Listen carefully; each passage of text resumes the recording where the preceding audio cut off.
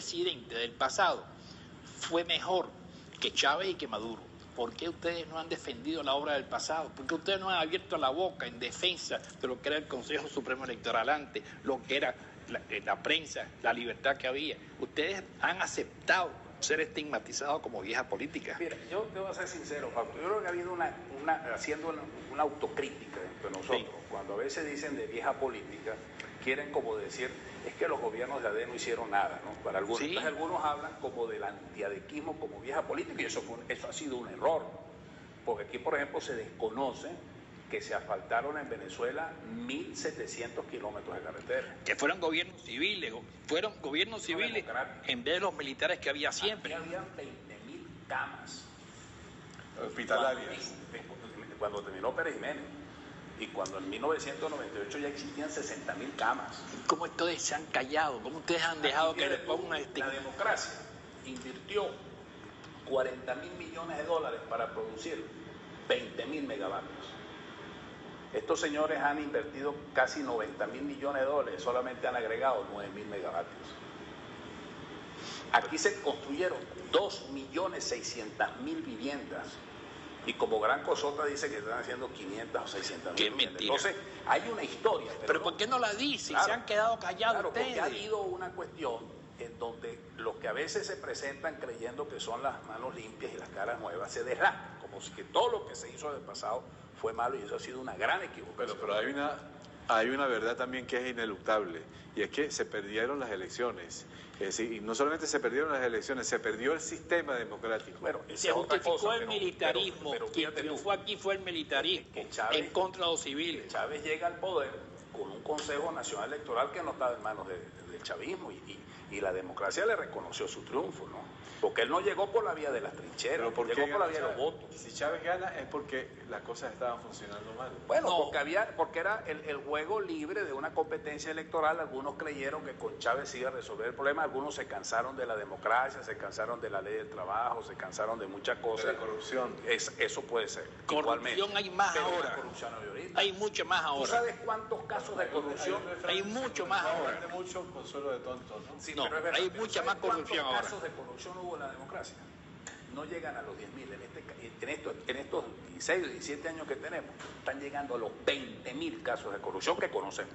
Ahora, para mí lo peor es que se reivindicó a los militares. Este país, en contra de los gobiernos civiles que habían creado la democracia, reivindicó a los militares, claro, y eso es funesto. Pero fíjate, esa reivindicación vino de la misma constituyente. Cuando eliminan prácticamente la constitución que tenemos actualmente, le da preferencia al militarismo. O sea, el filtro aquel que existía en la Cámara del Senado para ascender de un grado a otro, eso se eliminó. Entonces ahora es directamente el comandante supremo en ese momento, que ponía y quitaba. En ese momento, porque ahora ya no. Bueno, ahorita ya no hay. Bueno, no me metan más en lío, pero yo lo que sí te puedo decir es que un sargento manda más que un general. ¿Cuántos militares hay en el gobierno ahora? Bueno, ¿cuántos militares cargos? Mira, esta es la frase de la entrevista. Aquí un sargento manda más que un general. No sé a qué sargento se refiere, debería ser un capitán en todo caso. Yo vuelvo a lo mismo. Ustedes tenían una obra hecha.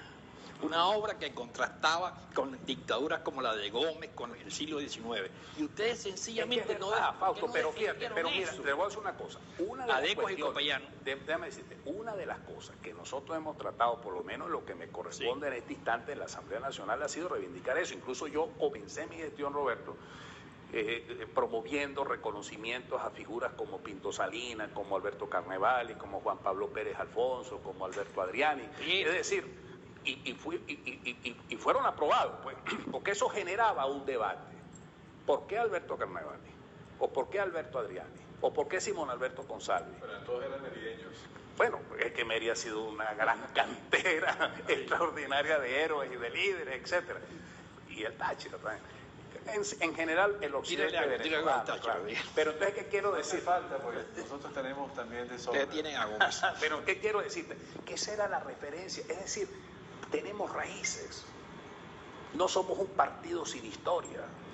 Pero y te digo, yo me he puesto mi gorra blanca de Acción Democrática en la jungla y mi discurso es de Rómulo Betancourt. No tengo ningún temor en mencionar a Rómulo Betancourt allí en la Asamblea. ¿Por qué? Porque Rómulo Betancourt los derrotó desde el punto de vista político y desde el punto de vista militar. Gústele o no le guste a ellos, a quien sea, Rómulo Betancourt es el padre de la República, ¿cómo que dice Carrera Dama? Sí, de la República Popular Representativa o de la República Liberal Democrática. Lo cierto del caso es que si uno se pone a analizar la obra de los gobiernos de Rómulo, o del gobierno de Rómulo último, y el gobierno de León, y de Caldera también, toda el gobierno de Caldera, bueno, ahorita que estamos con el problema del Esequibo, ¿quién es el que denuncia el laudo arbitral? ¿No fue la democracia? ¿Quién es el que firmó el acuerdo de Ginebra? ¿Quién le entrega a Chávez? Exacto. ¿Quién es el culpable que ahorita la Exxon haya explorado, conseguido petróleo? ¿Quién dio la concesión? La dio el gobierno de Guyana, pero ¿quién permitió que eso sucediera? Chávez. Y otra cosa, todavía no se atreven a protestar a Guyana, se dirigen a la Exxon. O sea, Maduro le habla a la Exxon como si fuera un Estado. Pero ahí hay una estrategia política. Acuérdate que ellos han querido montar y les ha dado de alguna manera ciertos resultados por el decreto de Obama. Ellos quisieron arroparse con la bandera nacional, de repente les dio algunos puntos en las encuestas. Ellos quieren hacer lo mismo ahorita, es el imperialismo que está ahí, que nos quiere meter en una guerra, es la gran transnacional, la Exxon, o sea, ese es el discurso que yo ya me imagino que en la próxima sesión ellos van a manejar, pues. Es el discurso de la Exxon, nosotros somos los representantes del imperialismo y en consecuencia indirectamente estamos con la Exxon, ¿no? O sea, es un juego de palabras semiótico, marketing político para ellos, pero en este caso nos falta la fuerza de exigir como país nacional, no como mesa de la unidad, porque la mesa de la unidad representa el país nacional. Esa es una concepción a veces equivocada que tenemos nosotros en la oposición. La mesa de la unidad no es el simple país político opositor, es el país nacional que quiere rescatar la República. Defendiendo la soberanía y defendiendo la patria. Y la integridad territorial. Tú señalabas que el culpable de haber permitido que un barco de esos exploradores que verifica la existencia de petróleo en el fondo submarino hiciera ese trabajo era Chávez, pero en realidad, más allá de Chávez, se trata de los militares que tienen una... Pero ahí hubo pero fíjate tú que ahí hubo una actuación de la Marina de Guerra. Sí, la Marina reaccionó. La Marina de Guerra venezolana la castigaron, actuó, no la respaldaron. Y yo creo, Fausto, por lo que uno después escuchó, que eso generó un ruido. Bueno, pero ahora el ruido tiene que ser superior entonces. Claro, mandaron a detener eso, porque los que actuaron así, yo creo que lo hicieron desde el punto de vista de su convicción íntima. Y eso, quizás arriba, dejen esa cosa así, porque cuando uno se pone a atar cabo, todo el desarrollo cronológico de esta situación desde el año pasado, uno ve que nosotros nos dejamos llevar por la política o por la estrategia de la vía de hecho, que es la que ha utilizado Guyana. La vía de hecho. Aceptada por Chávez. Exactamente. Entonces ha habido ahí una estrategia hasta el punto de que cuando hubo aquella solicitud que hizo el gobierno de Guyana a la Comisión de Límites de las Naciones Unidas de extender a 350 millas la plataforma continental, solamente le informó a Surinam, a Barbados y a Trinidad Tobago, no le informó a Venezuela, y el gobierno venezolano no fue firme en su respuesta.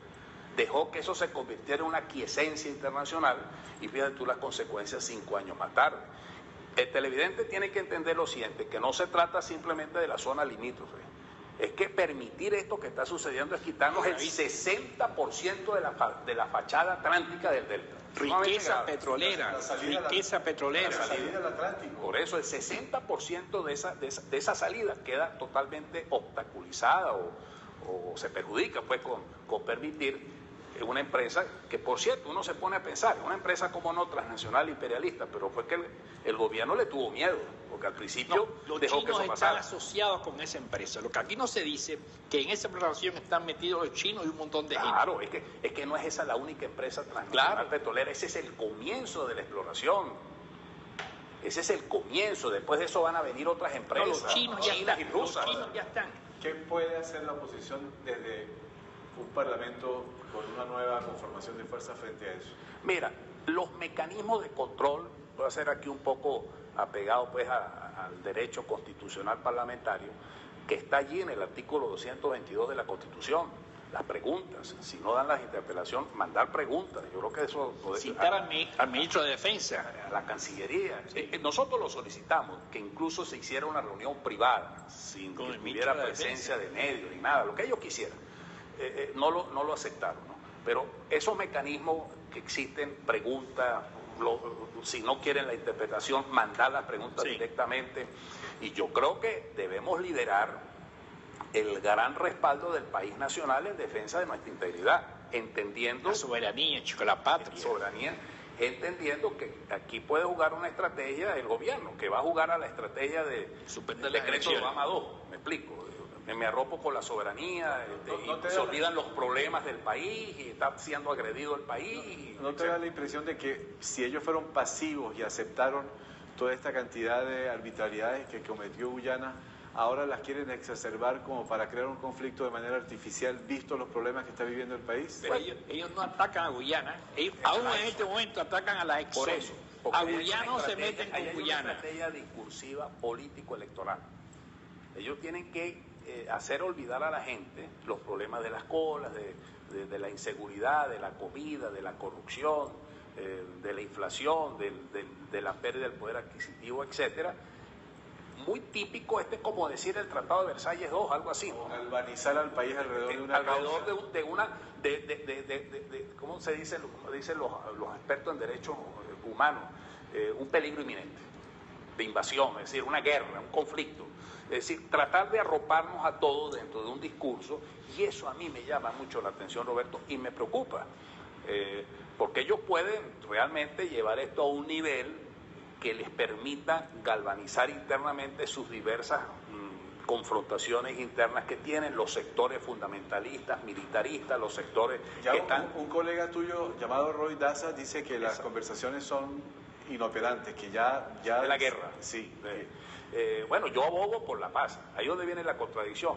Como nosotros abogamos por un discurso de paz, una lógica del discurso que es democrática, y eso es lo que hemos venido desarrollando, y aquí se pone en evidencia una vez más el rezago ideológico y cómo el estancamiento práctico de un gobierno que da patadas por todos lados, al final de cuentas son ellos los que utilizan la lógica de la violencia y de la guerra.